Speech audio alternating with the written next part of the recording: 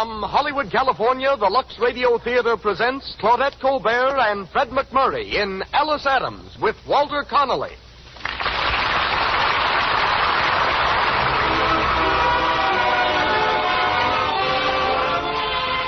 Lux presents Hollywood. Welcome, ladies and gentlemen, to the first of the 1938 programs in your Lux Radio Theater. I say your Lux Radio Theater because it is your loyalty to our products, to Lux Toilet Soap and Lux Flakes, that makes these productions possible. We want you to know that we sincerely appreciate your enthusiastic support. Tonight, we bring you Claudette Colbert, Fred McMurray, Walter Connolly, Ann Shoemaker, and Benny Baker in Alice Adams. We also bring you, as special guest, George Harrell, most famous photographer of Hollywood stars. Our music is directed by Louis Silvers. And now, here's our producer, Hollywood's internationally known director. Ladies and gentlemen, Mr. Cecil B. DeMille.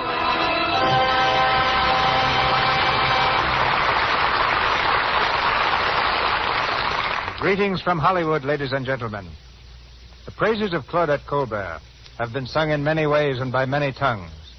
But for sheer enthusiasm, nothing I've seen or heard approaches the verbal acrobatics of a foreign critic, printed in a newspaper in Manchuria. The article reached me last week. It's a review written in English of Cleopatra, the last film in which I directed Miss Colbert, and the temptation to read a portion of it is more than I can resist. Our Oriental commentator writes as follows, quote, "All that Cleopatra possesses is lavishness not only, but also it contains some fine acting, especially in part of grammarous, flagrant, and competent Claudette Colbert, who makes the role as Cleopatra every inch an L. Eyeing from artistic points, this is just to get the passing mark to boots. There is no space to hear repetition in these columns that the content of Cleopatra is too popular to insist it. You, the fans, certainly be struck all of a bump if you see the DeMille for sets of several thrilling scenes and of dancing by the Egyptian girls who swing and swirl, revolving through grand marble halls and on the sumptuous barge to the swish of gully slaves." Unquote. Tonight, Claudette Colbert comes to you without the swish of gully slaves. But I'm certain that her performance in the title role of Alice Adams will, to borrow a phrase, strike you all of a bump, whatever that may mean. We hear Fred McMurray in the role of Arthur Russell, which he played in the screen version. A couple of weeks ago, Fred made the first personal appearance in his motion picture career. It occurred in San Francisco in connection with the opening of his new picture, True Confession. It was a triumphant event, quite a contrast to Fred's last appearance 8 years ago in that same theater. Then, as a member of the California Collegians, his performance consisted of impersonating a seal in a vaudeville act. Today, the man who barked for a fish ranks among Paramount's most popular stars.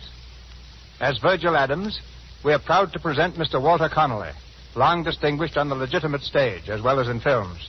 His presence here is all the more interesting in that Mr. Connolly is the first prominent performer to have been cast in that much-talked-of film, Gone with the Wind. Also from the original cast of Alice Adams is Ann Shoemaker, resuming the part of Mrs. Adams, while Benny Baker of Paramount Studios plays Walter. Our play is taken from the RKO film, based on the Pulitzer Prize novel by one of America's most beloved authors, Booth Tarkington. RKO Studios will shortly release what promises to be one of the outstanding pictures of the new year, Bringing Up Baby, starring Katharine Hepburn and Cary Grant. And now, the Lux Radio Theater opens its season for 1938, presenting Claudette Colbert and Fred McMurray in Alice Adams with Walter Connolly.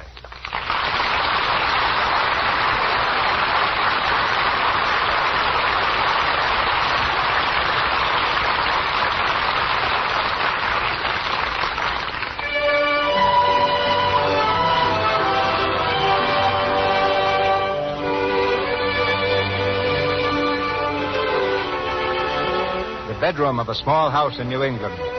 In the bed, propped up by pillows, is Virgil Adams. He's a worn, gray-haired man with wistful eyes and an ordinarily friendly smile. But the smile's not in evidence at the moment, for he's gazing distastefully at a bowl of soup on a tray. His wife enters with a saucer of soda crackers. Is there anything else you want, Virgil? Why, Virgil, you're not eating your soup. Don't want it. Oh, but you must eat it. Well, you got to get your strength back, you know. Let me fix your pillows, dear. You got to get good and strong so as you can get around and find some really good business to get into. So that's it. Hinting at that again. Oh, I'm not doing any hinting, Virgil. But, of course, when you get well, you mustn't go back to that old hole again. Old hole, is it? Now, let me tell you that Lamb's is the best wholesale drug company in the state. Well, I don't care what it is. It's just an old hole as far as you're concerned. And if you don't owe it to me to look for something different, at least owe it to your children. Mother? Yes, I'm coming. You look at your daughter, going to a big party tonight, and she's got to wear a dress that's 2 years old. Well, how do you expect her to get anywhere? Mother! All right. You just remember what I said, Virgil. I'd like to know how I could forget it. You've been saying that for... Oh, Mother. What? For heaven's sake, Mother, can't you wait until Father's up and around before you start to nag him? I don't nag him. Besides, I think, Alice, that I ought to know by this time how to handle your father. Yes, but Mother... Well, then you handle him if you're so good at it. Go on in and see what you can do. Oh. Hello, Daddy. Oh, hello, Alice. How are you? Come in. Oh, all right. Oh, poor Daddy. Every time he's better, someone talks him into getting mad, and he has a relapse. It's a shame. Well, it's kind of funny for a man who's been in business with Lamb and Company as long as I have to hear it called an old hole. That's what your mother calls it. Why, it's a mighty pleasant place to work. Yes, but, Father, it's just that Mother feels that they don't appreciate you there. Well, they've heisted my salary every 2 years all the time I've worked for them. And they took your brother Walter right on as soon as I asked them last year. And old Mr. Lamb has been wonderful to me, holding my job open while I've been sick all this time. Don't you think that looks as if they thought something of me? Of course they do. It's just that it's kind of funny. When you think you've done fairly well, and the men at the office seem to think so, too, it's kind of funny to have some folks think you're mostly a failure. You're not a failure, Father. You're not. I'm going to talk to Mother. No, you'd better not. I didn't mean to start anything. Don't worry, you didn't. Mother? I'm in the kitchen. Oh. Can I help you set the table? If you want. Mother, don't you think we're both a little selfish trying to make Father go out and look for something better? Now, after all, we've got enough. Enough? I suppose you have a limousine to take you to the dance tonight. And I suppose you've only to call the florist and order up some orchids. Oh, no. Not orchids, Mother. I like violets much better. I picked a whole bouquet in the park. The first of the season. I suppose you picked yourself a new dress, too. My organdy dress looks like new with those flounces you put on it. What's Mildred Palmer going to wear tonight? Oh, I don't know. Her maid Georgette, probably. Yes, the one she brought from Paris. Yes. Hello? Oh, there's your brother. Mother, are you sure he's going to take me to the dance tonight? Why, of course. Why shouldn't he? Oh, you know Walter. He may have one of his mysterious dates downtown. Don't you worry, Alice. You just leave him to me. I'll go speak to him. Hello, Walter. Hello, isn't supper ready? Now, Walter, there's no hurry. Yes, for me, I got a date. Well, I'm so glad you remembered Mildred Palmer's dance, dear. What? I've laid out your clothes for you. Listen, I told you a week ago I wasn't going to that old dance. Oh, but, Walter... Don't Walter me. I'm no society snake. I'm just as liable to go to that Palmer dance as I am to eat a couple of barrels of broken glass. Oh, but, Walter, you've Let got Alice get somebody else to take her. She ought to be able to get one man, I should think. She tries hard enough. Oh, be quiet, dear. She'll hear you. Oh, I Now, haven't listen. got any time to argue. I'll grab a bite to eat now. You can't do this, Walter. You can't. Now, it's more than I can bear to see her disappointed when she's planned it for days. Why, she spent hours in Bellevue Park this afternoon gathering violets to wear because, well, she can't afford to buy a decent bouquet like the other girls. And now you act this way. Oh, blub. All right, I guess I'll have to go. Oh, that's a good boy, darling. You'll never be sorry. That's what you think. Let me know when dinner's ready, will you? Oh, Alice.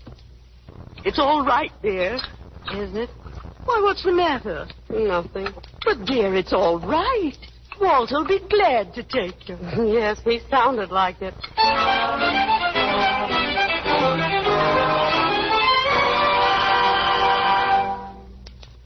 Hey, you want want to go to that dancer, don't you? Coming. Well, come on. What are you doing up there? Admiring yourself in the mirror? Just a minute. What did you say, Mr. Jones? Oh, well, just 2 dances. That's all you may have, and that's all for you, too, Mr. Roberts. What?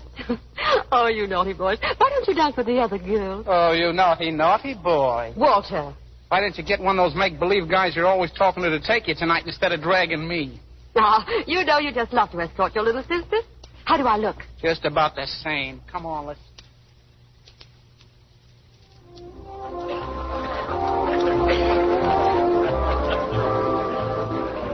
Well, what's it going to be this time? What do you mean? Well, do we dance again, sit it out again, or walk around the garden again? I'm sorry if you're not enjoying it, Walter. Well, I'll bet you are. Of course I am. Don't give me that. If I wasn't here, you'd be pasted right over there against the wall. The only one who said a word to you all night was the doorman. Walter, please. Walter, you say the funniest thing. Oh, cut it out. Nobody's watching you. Look, there's Mildred Palmer. So I said, well, if you must dance, try to step on your own feet. Hello, Mildred. Oh, hello. I just love your party, Mildred. Thank you. Well, anyway, when he came back, there was no use trying to... Boy, she was certainly glad to see you here. I guess she was busy. Yeah. Look, I want to grab a smoke. Can't you flag one of those other guys to take you on for the next? You can't leave me yet, Walter. You just can't. Well, I can't stand here either. My feet are sprouting roots. See you later. Walter! Walter! Oh, please, Walter.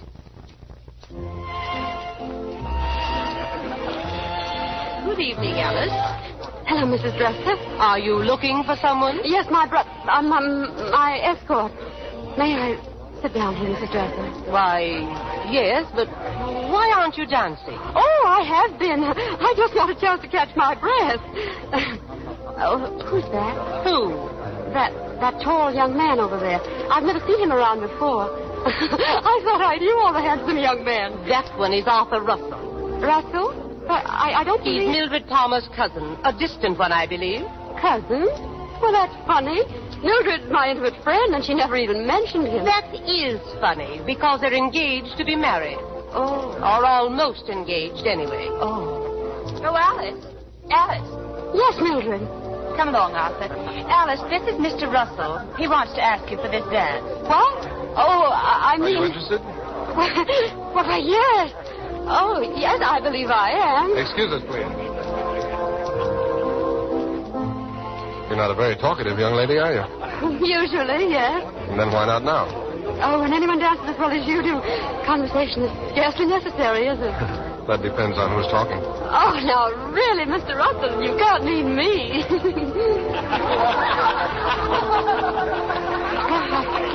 I guess that's all. Well, I wish we could dance this next together, but I guess we're both all booked up. Where's your next? Do you see him anywhere? Well, my next? Oh, yes, my next. Yes. Well, as a matter of fact, I promised to sit out this next one with my aunt. Oh, I'll take you to her. Where is she? No, don't bother, please. But you could do something. Anything. Will you see if you can find my brother Walter for me? He may be in the smoking room, if it isn't too much trouble. No, certainly not. I'll bring him back with me. Thank you very much. Mildred? What, Alice? Where's Arthur? You haven't lost him to that little wallflower, have you? Hardly. She did look pathetic sitting there alone. I really felt sorry for her. Oh, Miss Adams. I found him. Oh, thank you. Walter, where have you been? Thank you so much, Mr. Russell. Not at all. It was a pleasure, Miss Adams. Thank you for the dance. Don't ever do that again, understand? Do what, Walter? Send somebody to find me. He found me all right, shooting dice with the boys in the cloakroom. Walter, did he see you? Unless he was blind. Oh, Walter. Oh, Walter. Well, what? Nothing. I want to go home.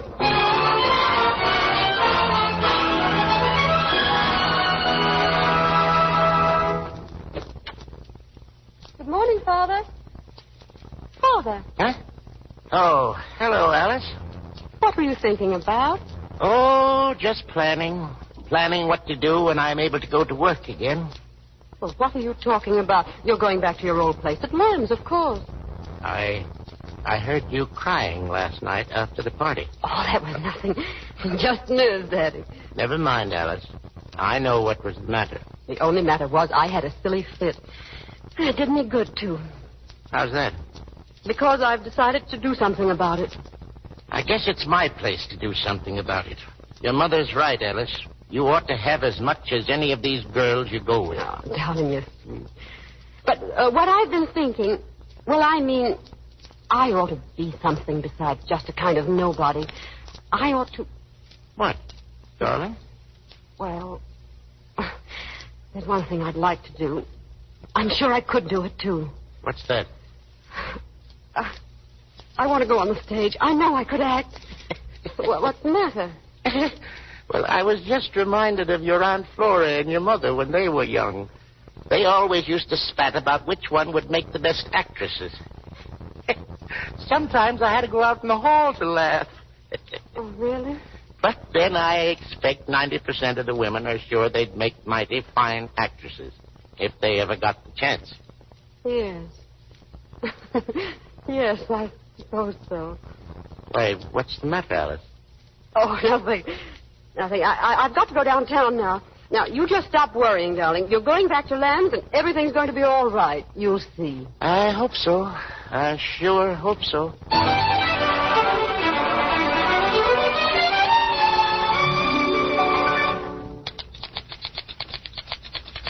You say you want to be a secretary, huh? Yes, I haven't had any experience, but I could learn. Well, we're just an agency, but if anything turns up, I'll let you know. Oh, thank you.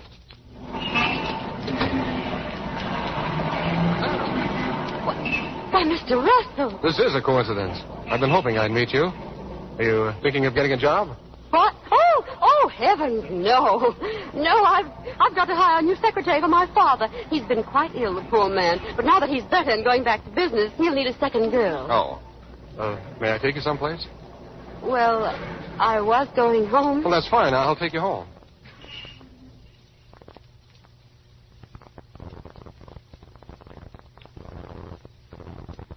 You know, I've been thinking about you ever since Mildred's dance. Goodness, I think I know what you've been thinking. Are you a mind reader? You've been thinking that I'm the sister of a professional gambler, I'm afraid. Then your brother told you, huh? Very original, I thought, his amusing himself with the cloakroom attendants. Yes, Walter is original. He's a very odd boy. I was afraid you'd misunderstand. He tells wonderful darky stories, and he'll do anything to get them to talk to him. We think he'll probably write about them someday. He's rather literary. Are you? I'm just me. You know, you are different. From whom? Are you at your mind reading again? Yes. You know, I thought you were this sort of girl the very first moment I saw you. What sort of girl? Didn't Mildred tell you what sort of girl I am when she asked you to dance with me? Well, she didn't ask you to dance with me. That was my idea. But who did she tell you I was? She just said you were a Miss Adams. A Miss Adams? Oh, I see. Well, it certainly is unfortunate that I am so different from Mildred. Why unfortunate? Because she's perfect. Why, she's perfectly perfect. Oh, yes, we all fairly adore her. She's like some big, noble, cold statue, way above the rest of us. And she hardly ever does anything mean or treacherous. Yet of all the girls I know, I believe she's played the fewest really petty tricks. You say Mildred's perfect, but that she does do some petty tricks? Oh, man, that's so funny. Of course, girls all do mean things sometimes. My own career's just one long brazen smirch over them. Not really. What, for instance? Oh, the very worst kind. Most people bore me, particularly the men in this town, and I show it. It made me a terribly unpopular character. For instance, at the average party, I'd a lot rather find a clever old woman and talk to her than dance with 9/10 of these nonentities. Oh, but you danced as if you liked it. Well, you danced better than any other girl at the party. Oh, thank you, Mr. Russell. Well, I ought to dance well when I think of my dancing teachers. All sorts of fancy instructors. I suppose that's what daughters have fathers for, though, isn't it? To throw money away on them. Did you take it up seriously? No, I've never had that particular mania. Oh, but you ought to have seen me when I had stage fever. You know, every girl has a time in her life she's positive she's divinely talented as an actress. Yes, I used to play Juliet all alone in my room. Daddy used to make such fun of me. Oh, thank heaven I was only 15. I was all over it by the next year. Well, here's our house. Oh. It's a queer little place, isn't it? But my father's so attached to it, the family have about given up hope of getting him to build a real house farther out. He doesn't mind our being extravagant about anything else, but He won't let us alter one single thing about his precious little old house. Adieu. Couldn't I come in for a little while? Oh, no, not now. You can come. When? Almost any time. You can come in the evening if you like. Soon? As soon as you like. Thank you. I'll make it very soon. Goodbye. Goodbye.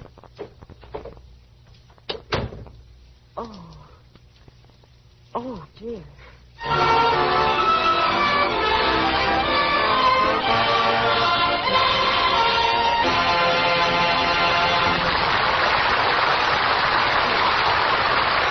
a moment, we will go on with the second act of Alice Adams, starring Claudette Colbert and Fred McMurray with Walter Connolly.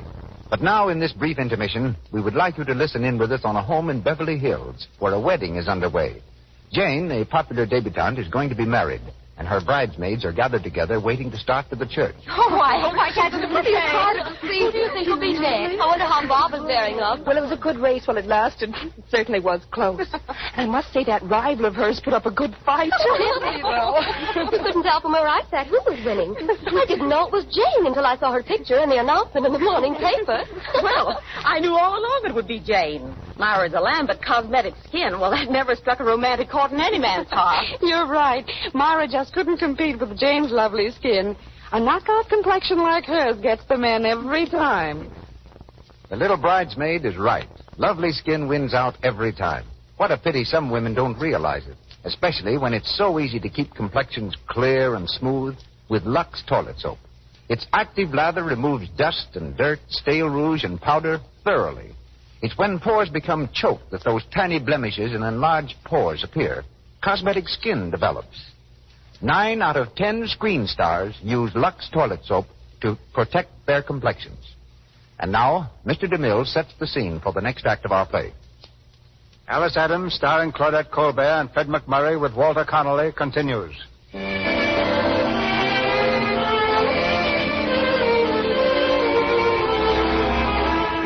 3 weeks have gone by. To Alice's amazement, Arthur Russell has paid her several visits. And basking in the sun of his attention, the little wallflower is beginning to blossom. He's expected again this evening. In the living room of the shabby little house, Mrs. Adams is off once more on her favorite topic. It's money, that's all. If you could dress like the other girls dress and Arthur Russell could see you then, well, there's no telling what might happen. I've tried to make your father understand that, but... Mother, what could Father do at his age? Well, he could do what I've been wanting him to do for 20 years. Now, he's forbidden me to speak of it, Alice, but you may as well know. Your father has a secret formula for making the best glue in the world. The best what? Glue. For sticking things together. He and another man invented it years ago when your father first went to work at Lamb's. The other man's dead now, and that formula belongs to your father. At least it belongs to him as much as anybody else. Well, even if it does, what good is it? Can he sell it? No. But he could start up a factory and make the glue and sell that. Oh, nonsense, Mother. Why, it would take more money than Father ever saw to start a factory. Well, maybe it wouldn't. Maybe it wouldn't. And I'm going to speak to him just the same.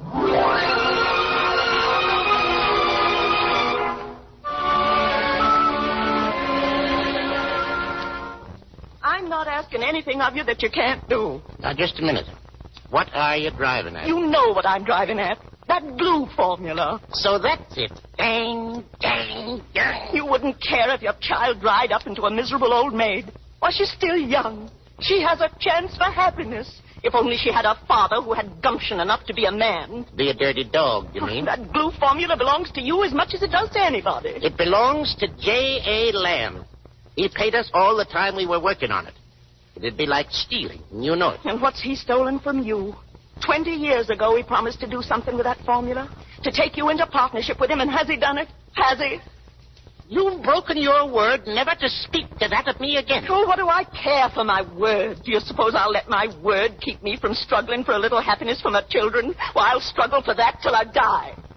Your daughter's sitting out there on the porch right now with a young man who's just asked her to go to Henrietta's party with him. How do you know? I heard him. And you know what she said? She said no, because she had to stay close to home because you were sick.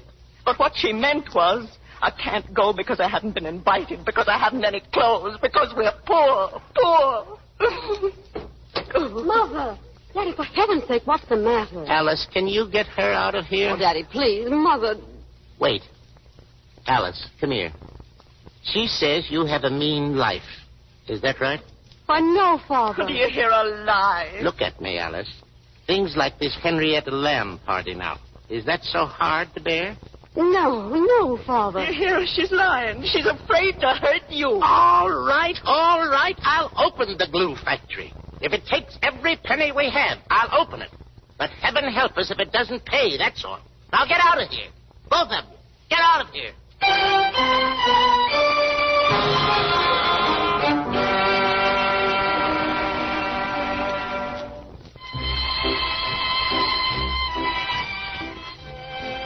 Shall we sit this one out, Alice? Oh, yes, please. Oh, it was so nice of you to bring me here. I think public dances are so much more interesting than those stodgy private affairs, don't you? Of course they are. What are you thinking of? I don't know. I think I was being sort of sadly happy just then. Sadly happy? Don't you know? Only children can be just happily happy. I think when we get older, our happiest moments are like this one. It's like that music. Oh, so sweet, but so sad. But what makes it sad for you? I don't know. Perhaps the kind of useless foreboding I seem to have pretty often. I'm afraid I'll miss these summer evenings with you when they're over. Do they have to be over? Oh, everything's over sometime, isn't it? Why should they be? Oh, good heavens. There's a laconic eloquence. Almost a proposal in a single word. What? Well, I didn't, Oh, never mind. I shan't hold you to it. No, something will interfere. Somebody will, I mean. People talk about one another fearfully in this town. Oh, no. And they don't stop at the truth. They make up things. Yes, they really do. Well, what difference does it all make? It's just that I'd rather they didn't make up things about me to you. I'd know they weren't true. Oh, but you must be careful not to mix up the girl you might hear somebody talking about with the me I honestly try to make you see. If you do, all this will be spoiled. It's so easy to spoil anything that's pleasant. We won't let that happen. Wouldn't it be pleasant if two people could just keep themselves to themselves? I mean, if they could manage to be friends without people talking about them. Well, we've done pretty well about that so far. And if you want our summer evenings to be over, you'll have to drive me away yourself. Nobody else could? No. Well, I won't. Oh, Alice. Oh, you kissed me. I couldn't help it. Did you mind? Oh, no. Well, I mean... Well, no.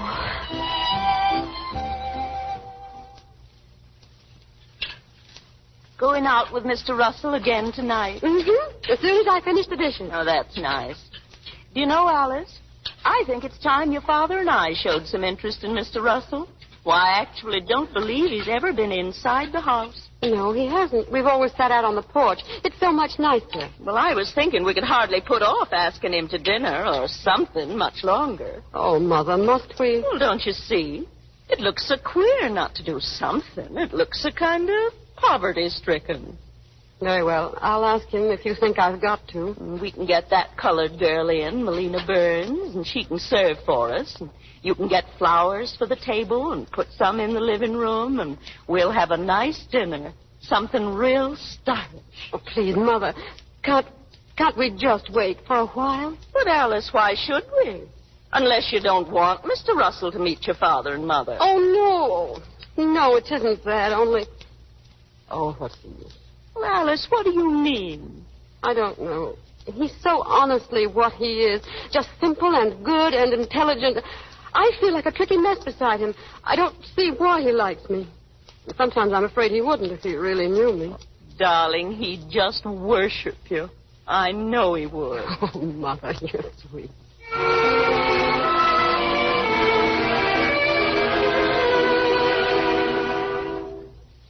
Well, sit down, Arthur. You're certainly a stranger around here these days. I'm sorry, Mildred. I've been pretty busy. You'll stay for dinner, Arthur? Well, I'd like to, Aunt Madge, but I have a dinner engagement already. Oh, I see. Oh, what's the difference? Look, Arthur, I've just been making up a list of guests for my garden party. I wonder if I ought to invite Alice Adams. Huh? Well, you remember her. You danced with her. Here. Oh, Oh, yes. A rather too conspicuous young woman, the Adams girl. I wonder if what they're saying about her father is true. I imagine it must be. What is it? Oh, nothing much. Just that I heard that this Virgil Adams had stolen some kind of glue formula from Mr. Lamb. Stolen it? Yes. It's quite upset Mr. Lamb, too. Mr. Adams has been his clerk for over 25 years. And Mr. Lamb has been carrying him and his son Walter along, even though they've been dead weight to the firm. And then, to show his gratitude, Mr. Adams walked off with the glue formula. Oh, well, I suppose you have to expect those things from people like the Adams. I don't think I'll ask her, Mother. I wouldn't if I were you. A pushing sort of girl, a very pushing little person. Oh, but I'm afraid all this is rather boring to Arthur. What? Oh, I beg your pardon. I was just thinking about something.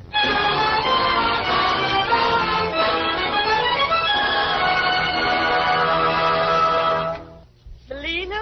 Yes, Miss Adams? Melina, as soon as the doorbell rings, you answer it. Now, that'll be Mr. Russell. You take his hat and show him in the living room. Yes, And then you go right out in the kitchen and you bring in the hors d'oeuvres. The what, Miss Adams? The hors d'oeuvres. Yes, And, Melina, you remember to have the... Mother! Oh, my goodness. Yes, dear? Coming, dear. What's the matter? Mother, it's almost 7. He'll be here soon. Well, I know, dear, but everything's ready. And, Mother, for heaven's sake, will you ask Melina to take the chewing gum out of her mouth before she serves? Yes, dear. I'll tell her about it right now. Alice, will you fix this collar for me? I never could get into a boiled shirt. Oh, Daddy, it's all wilted already. Well, I can't help it. It's hot tonight. Now, stand still. Say, what's that smell? Is it fashionable to have cabbage for company dinner? That isn't cabbage. It's Brussels sprouts. What are they? Oh, there's the bell. Melina! Melina! Now, where is she? What was that? I don't know. It sounded like someone... Mother! Oh, dear, Mother! Oh, it's all right, dear. Everything's all right. What was that noise? Well, Melina fell down the cellar step. Oh. But she's all right, dear. I'll answer it myself. No, dear, no. I'll go down. Now, you hurry down, Virgil. All right. Give me a chance. Well. Good evening. Oh, do come right in, Mr. Russell. I'm Mrs. Adams, and I'm so glad to receive you informally this way in our own little home. Thank you. I'm afraid you'll think it's almost too informal, my coming to the door, but unfortunately our maid just had a little accident. Oh. Sit down, Mr. Russell. Thank you. It's been quite warm today, hasn't it? Why, yes. But the only person I know who doesn't mind the heat the way other people do is Alice. But then she's so amiable, she never minds anything. It's just her character. Mm-hmm. I think character is the most important thing in the world, after all, don't you, Mr. Russell? Yes, Mrs. Adams. Mm-hmm. Why, here's Alice now. Mother, do you suppose... Oh, Mr. Russell, how do you do? Hello, Alice. Oh, how terrible of me to be so late coming down. Oh, come in, Father. This is my father, Mr. Russell. Well, how do you do, Mr. Adams? Oh, how are you? Well, I guess dinner's more than ready. We'd better go sit down. No, not yet, Virgil. Huh? What's that? Oh, it's Melina. She had a little accident before. Come in, Melina. Does anybody want some of these here things?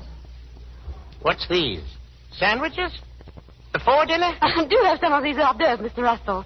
Thank you. Father, you'll have some?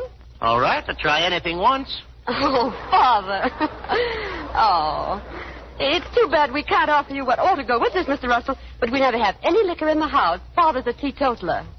Father, what's the matter? Supper's ready. Come and get it. Oh, dinner. Come along, Mr. Russell. Thank you. I hope you won't hate us for making you dine with us in such fearful weather. Oh, I'm nearly dying of the heat myself, so you have a fellow sufferer if that pleases you. Will you sit there, Mr. Russell? Thank you. Where's Walter? Oh, poor Walter. He's probably been delayed at the office. Really, Father, you shouldn't permit him to work so hard, particularly in weather like this. But that boy's so ambitious, I suppose you simply can't stop him. Who, Walter? Why, yes. You mean our Walter?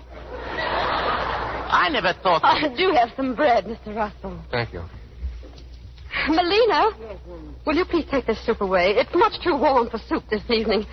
I'm really surprised you even thought of it. Yes'm, I was too, but Miss Adams... Well, you can take mine, too, please. Yes'm. How unfortunate we didn't have something iced and jellied instead. I'm afraid we let the servants do too much as they like, Mother. Perhaps we should get new ones. Servants are such a problem for us, Mr. Russell. Is that so? Do you want some of this, Miss Adams? Oh, thank you, Melina. Do you want some, Miss Adams? What is it? Brussels sprouts, dear. Oh, so these are Brussels sprouts, eh? Well, they certainly smell up the house. Oh, my. Oh, it is warm, isn't it? Oh, what a funny thing weather is. Now, yesterday it was cool. The angels have started it, I guess. Oh, dear. Will you have some more coffee, Mr. Russell? Thank you. Hey, what's happened to the ice cream, Alice? It's all soupy. Oh, you know, Father simply must have a heavy meal in the evening. He works so hard in his terrible old factory. Oh, terrible new factory, I should say. And he needs lots of food to keep his strength up. I don't see why businessmen can't leave most of the detail to their secretaries. Secretaries, Alice? You know, I may be needing one of them soon. Never thought I'd one day be having one of my own. Sort of gives a man a feeling of importance, don't it? Won't you have some more coffee, Mr. Russell? I just had some, thank you. Oh, yes, of course. Hey, Pop. What the... Wait, it's Walter. Come in. You remember Mr. Russell? Oh, I said... Come here, Pop. I gotta speak to you. Pardon me, I guess my boy wants to see me. Pardon me, Mr. Russell. Oh, now, what was all that, I wonder? Oh, Walter's such a funny boy. He's so abrupt and unexpected. But, of course, you know that about him, Mr. Russell. I suppose all talented people are a bit peculiar. It's part of their charm, really. I tell you, Pop, I just gotta have that dough. Now, don't say you got to. I tell you, I ain't got it. Perhaps I'd better go and see if Walter's had his dinner. You'll excuse me, won't you? Certainly. Well, we seem to be left alone. Shall we go out on the porch? If you want. Please sit down. Thank you. Oh, dear, cheer up. Your fearful duty's almost done. You can run home as soon as you want to. What? That's what you're dying to do. Oh, not at all. You're upset about something. Well, not at all. What's the matter, little boy? Tell Alice. Nothing's the matter. Of course, one is rather affected by such weather as this. They make one a little more quiet than usual. Maybe it's this ugly little house. Maybe it's the furniture or Mother's vases that upset you. Or was it Mother herself or Father? Nothing upset me. You say that because you're too kind or too conscientious or too embarrassed or anyhow, too something to tell me. I wonder if they haven't done it after all. I don't understand. I wonder who has been talking about me to you after all. Isn't that it? Well, not at all. Oh, please don't say not at all again. You're not good at deceiving. I'm not deceiving. No, never mind. Do you remember saying that nothing anybody else could do would ever keep you from coming here? That if you left me, it would be because I drove you away myself. Yes, it was true. But I haven't driven you away. You've gone. I don't know what you mean. Oh, do you know, I have the strangest feeling.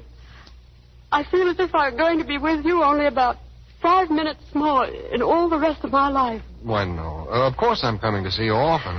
No. I've never had a feeling like this before. It's just so, that's all. You're never coming here again. Why, it's finished, isn't it? Why, it's all over, isn't it? Yes. Alice, I'm afraid you're awfully tired and nervous. I really ought to be going. Yes, of course you ought. There's nothing else for you to do. When anything is spoiled, people can't do anything else but run away from it. Goodbye.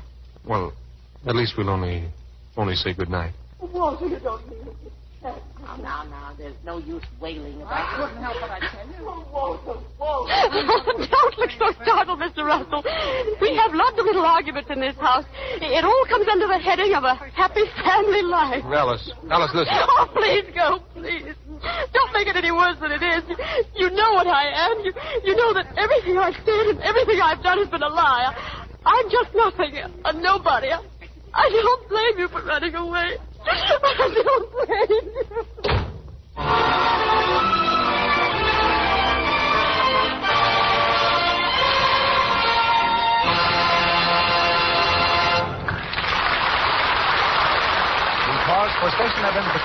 This is the Columbia Broadcasting System.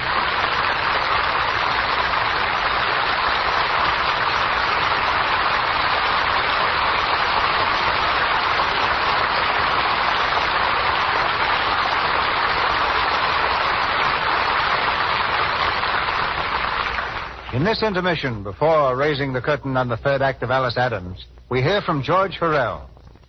Every picture studio has its own staff of portrait photographers.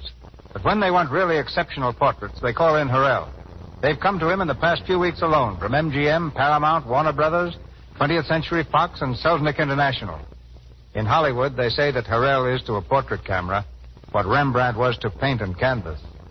Suppose, Mr. Hurrell, someone like the Alice Adams of our play walks into your studio for a sitting. A girl who's a wallflower. What can you do to help such a girl? Well, Mr. DeMille, let's forget the camera for a moment and get into a little elementary psychology. The difference between a wallflower and a girl who's always surrounded by admirers is a matter of personality. One is neutral, uninteresting. The other is vibrant, attractive. That's not news to anyone. But what may be news is the fact that a good photograph can take the wallflower type of girl and definitely bring out what she herself has failed to discover. It can make that neutral personality glamorous, alluring, beautiful. Very nice words, George, but exactly how is this done? Well, to begin with, Mr. DeMille, I'd spend a lot of time with an Alice Adams type of girl before placing her near a camera. I'd try to show her how to dress properly and attractively, how to wear her hair, how to walk, and how to stand. Little things that create grace and charm. I can see that you who take pictures face the same problem as we who make pictures. That's right, Mr. DeMille. And the similarity continues. Most of our picture stars are not technically perfect. Some will have a square jaw or a cleft chin, or any one of a dozen minor imperfections. But instead of denying them, they do just the opposite. Through proper makeup, clothes, and hairdress, they turn those little flaws into definite assets that spell individuality. In such a group, I'd place your own new star, Francesca Gall, Katharine Hepburn, Betty Davis, Miriam Hopkins, and they are only a few. It's character, you see, that makes both a good portrait and a movie star. Character is intangible, but through the skillful use of three things available to every photographer, you can definitely make every portrait an interesting and compelling character study. Those three things are careful lighting, composition, and emphasis on skin texture. Skin that is properly photographed gives a lifelike effect that nothing else can duplicate. So you see, complexion is part of my business. I've asked many questions about it, and I can safely say that LUX soap is by far the favorite method used by Hollywood stars to keep their complexions in perfect condition. And I can recommend it to our listeners because I've had close contact with its splendid results during the 10 years I've been in Hollywood. Well, we're grateful for your advice, George, but after all, you must have certain little tricks all your own that make your pictures so outstanding. Why don't you break down and tell us a couple of Hurrell camera secrets? Well, a photographer must learn exactly when to snap the button that takes the picture. You shouldn't be afraid to spend hours in experiment, and on the other hand, if he gets what he wants quickly, he should have enough confidence in himself to stop. I once took 72 pictures of Wallaceberry in 45 minutes. I've also found that music can be very helpful in establishing mood, again proving the importance of psychology. I have a phonograph playing all the time during sitting and during the time I'm taking a portrait. The music will range from hot jazz to a Beethoven symphony, whatever happens to best fit the individual and bring out a quality that otherwise might not register. Then I'll do some really crazy things. I'll scream, whisper, kick a chair over, dance, fall on my face, almost anything to make the face of my subject come across with the exact expression I want. But I never let go of the bulb that snaps the picture. There's the method in my madness, and there you have it. If you don't mind making a fool of yourself, you're apt to get some pretty good results. Thank you. Thank you, George. Good night.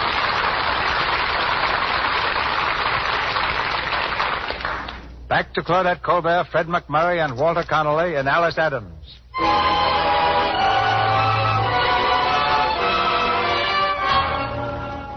It's the same evening, just a few minutes later.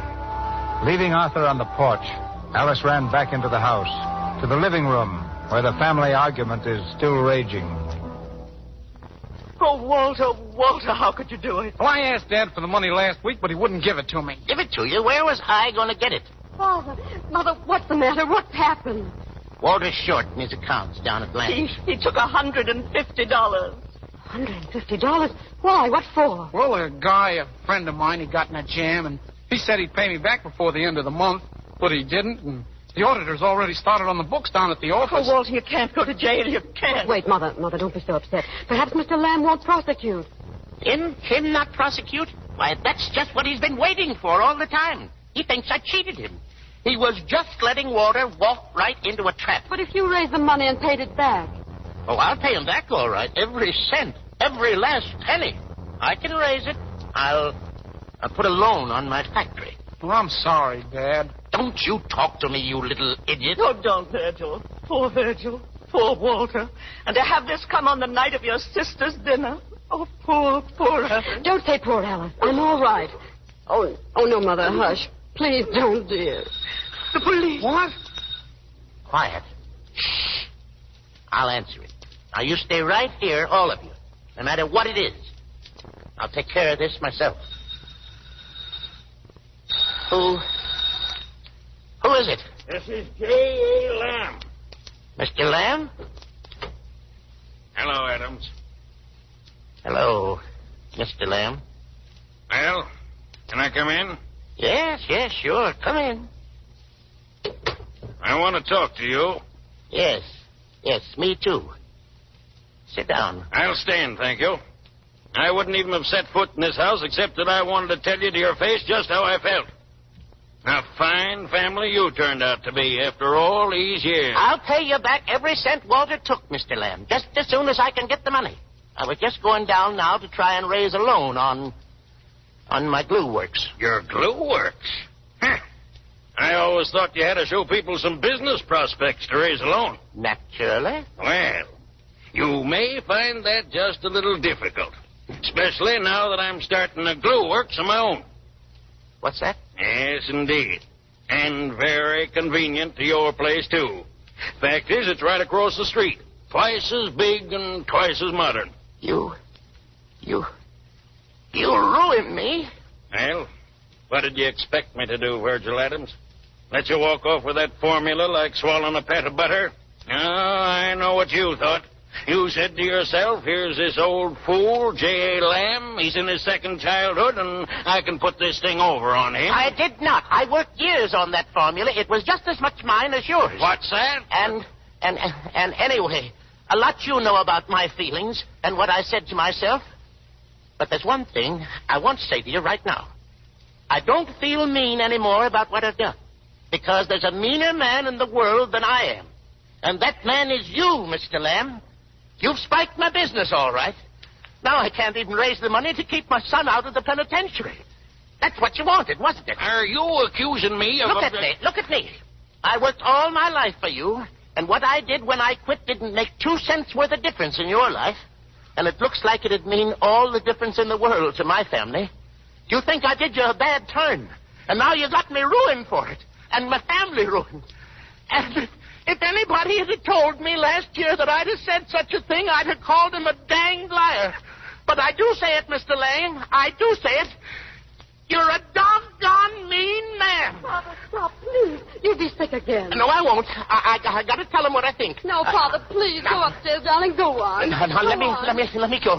It's all right. He's got me ruined, and all of us ruined. If it have, it serves you right. He's a doggone mean man. Now, look here, you... Mr. Lamb, please. Please, just a moment. I don't want you to leave thinking too badly of Father. He couldn't have meant what he said just now. He's so overwrought that he just lost his head. Overwrought? Well, I shouldn't wonder, that danged old fool. Yes, I guess he is. An old fool. What's that? For listening to us. Mother and me. Oh, it's all my fault. This whole terrible mess. All my fault. Now, look here, young woman. I guess maybe you're a bit overwrought yourself. No, I'm not. I'm all right. I'm just talking the truth for once. What are you talking about? You see, Mr. Lamb, Mother was always after Father and after him to make more money for me so that I could have lovely things like other girls. Well, like your granddaughter, Henrietta, Mr. Lamb. I guess parents will make any sacrifice to see their children happy. And when Father saw how unhappy I was, he did what he did. Oh, he always wanted to go back to work for you. I guess he almost worshipped you, Mr. Lamb. And if he had, Mr. Lamb, Walter didn't steal that money. He just borrowed it. Oh, he did? Yes, to help a friend who was in trouble. Well, Mr. Lamb, if you'll give us just a little time, I'll get a job and pay you back what Walter owes you. Really, I will. I know I haven't had much experience, but I can do things. I was good at arithmetic and English in school. I won a prize in English once. And I'd make a good secretary for someone. I'm much more sensible about things now. And if you'll only give us a little time, will you, Mr. Lamb? Please.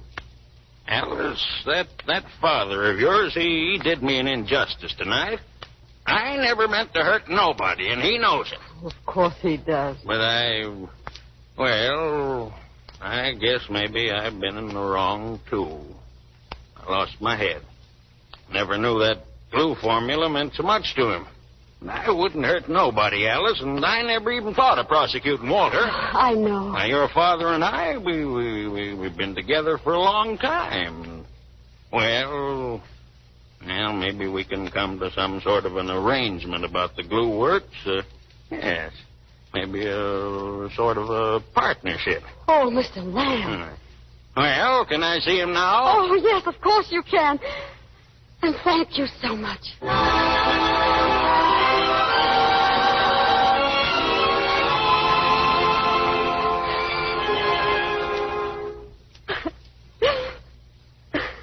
Alice? Why, what are you doing down here in the dark? Nothing. Your father and Mr. Lamb just fixed everything, Alice. I know, I'm glad. Everything will be all right now, won't it? Everything except Alice. What about Mr. Russell? Oh, he left before anything happened. Everything's all right. Oh, no, it isn't. Oh, my poor baby. He's gone, isn't he? It doesn't matter. And that dinner? Oh, Alice, can you ever forgive your poor mother? Mother, there's nothing to forgive, darling. It's just the way things are. You know, it's all so clear to me now. You do thus and so, and you tell yourself, now, seeing me do thus and so, people will naturally think this and that. But in the end, they don't. They think something else. Usually just what you don't want them to. I suppose about the only good in pretending is the fun we get out of fooling ourselves that we fool somebody else. Alice, I don't know what... No, you run on to bed now, darling. I'm going to sit out on the porch for a while. All right, dear. Good night, Alice. Good night, Mother.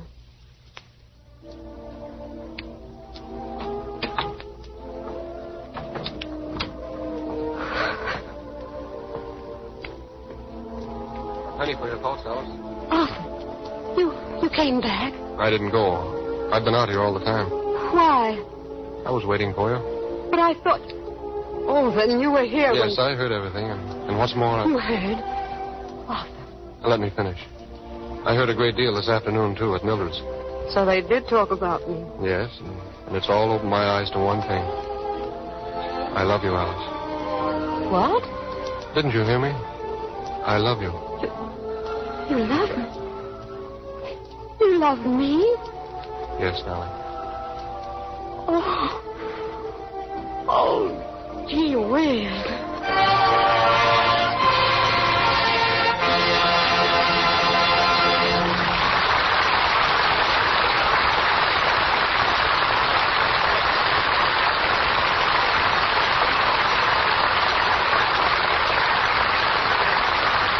Goodbye to Alice Adams.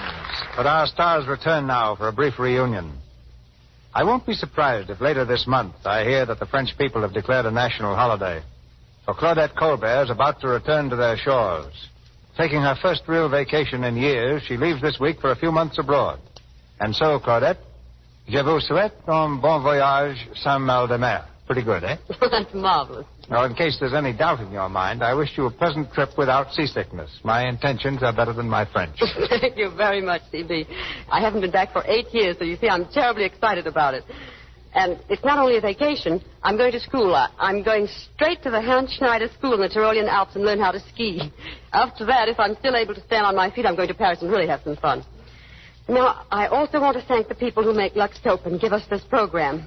You know, in pictures, one has to be especially careful about appearance. I know I am, and that's why I'm always glad to tell you that I think Lux Soap is about the most dependable complexion care in the world. It's so easy to use, and it does keep the complexion smooth and clear. Thank you again, C.B., and good night. Good night, Claudette.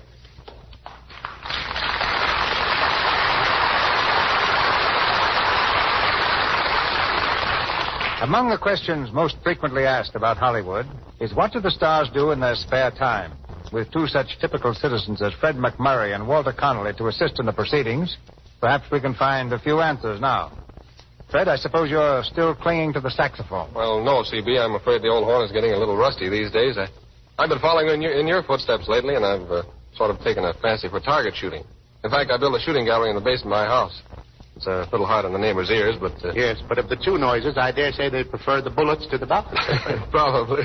They call me Three-Gun McMurray. Why Three-Gun?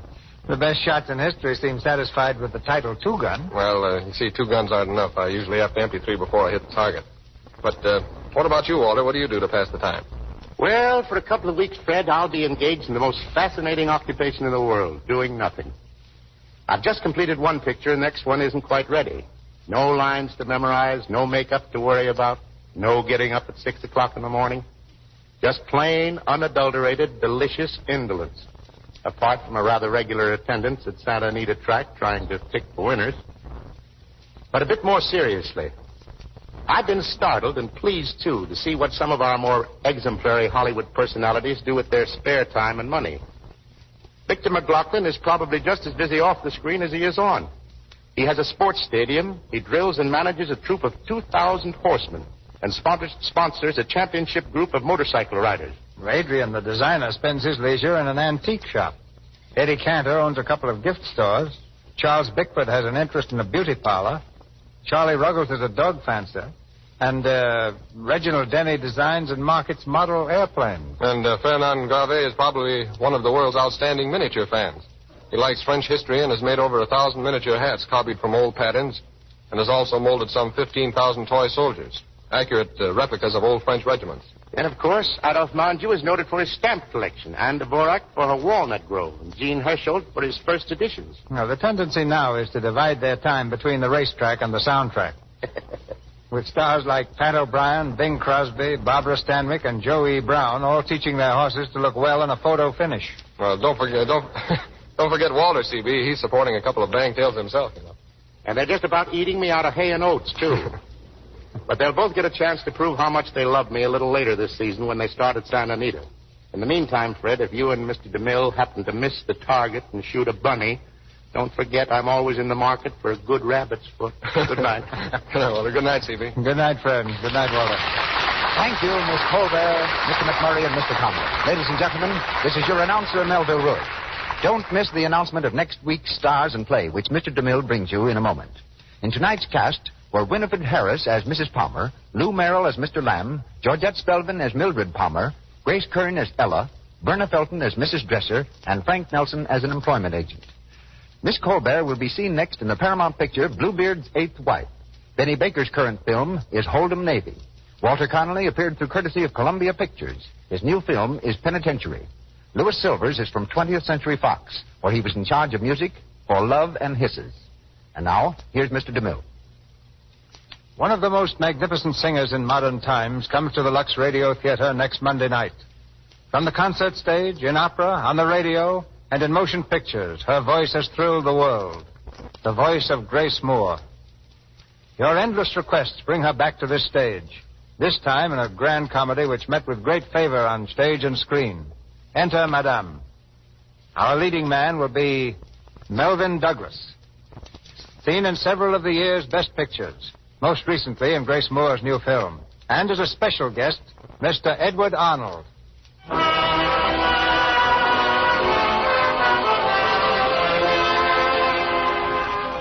Our sponsors, the makers of Lux Toilet Soap, join me in inviting you to be with us again next Monday night when the Lux Radio Theater presents Grace Moore and Melvyn Douglas in Enter Madame, with Edward Arnold as the evening's added personality. This is Cecil B. DeMille saying good night to you from Hollywood.